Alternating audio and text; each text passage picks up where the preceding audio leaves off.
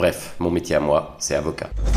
Dans mon barreau, il y a un tribunal de grande instance où les juges connaissent le droit et rendent la justice. Il y a un tribunal d'instance où les juges connaissent le droit et rendent la justice. Et il y a un conseil de prud'homme où ce sont les greffiers qui connaissent le droit et les conseillers prud'homaux qui rendent la justice. Ah, le licenciement est abusif. Quoi, encore? Tu sais très bien qu'il faut faire 4-6 pour qu'il soit malade. Ce jour-là, je devais plaider en correctionnel. Je suis arrivé devant la salle d'audience, j'ai mis mon armure. Transmutation. Il ne faut que 5 centièmes de seconde à l'avocat pour revêtir son scaphandre de combat. Revoyons la même scène, mais au ralenti.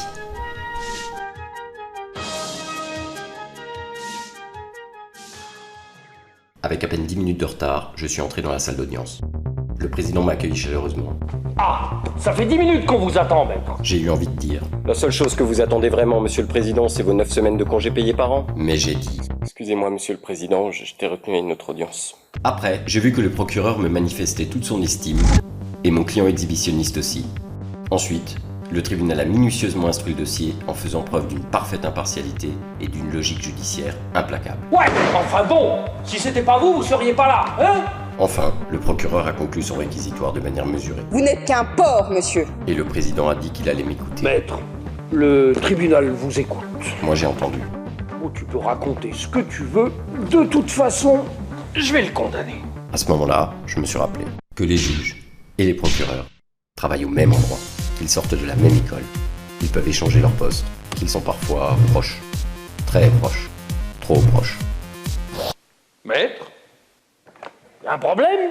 Du plus profond de moi-même, j'ai dit: ici, tout est joué d'avance, et on n'y peut rien changer. Tout dépend de ta naissance et celui-là n'est pas bien né. Après cette brillante citation de Jean-Jacques Goldman, j'ai raccompagné mon client. Il m'a dit qu'on ne l'y prendrait plus. Je ne commettrai plus une telle faute morale. Et je n'en suis pas fier. Stop. C'est à ce moment précis que j'ai décidé de mettre un terme à cette journée et de rentrer chez moi. Papa, je sais ce que je ferai comme métier plus tard. Ah ouais? Quoi? Juge. Je l'ai regardé, il m'a regardé, je l'ai regardé. Il m'a dit: Ben quoi? j'ai voulu protester quand je me suis rappelé qu'enfant j'avais voulu être un justicier intrépide. Je te bannis. Je fais appel. Être expert ma mère. 85B. Pas de désordre apparent. Beau modèle. Suivante. Et même mandataire liquidateur pour sauver les entreprises. Du coup, pour une fois, j'ai rien dit.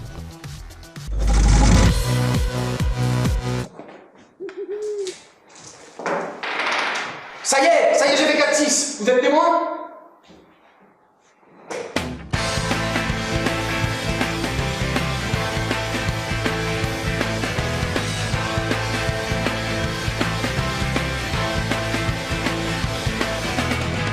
Élise et moi, c'est comme ça, et pas autrement.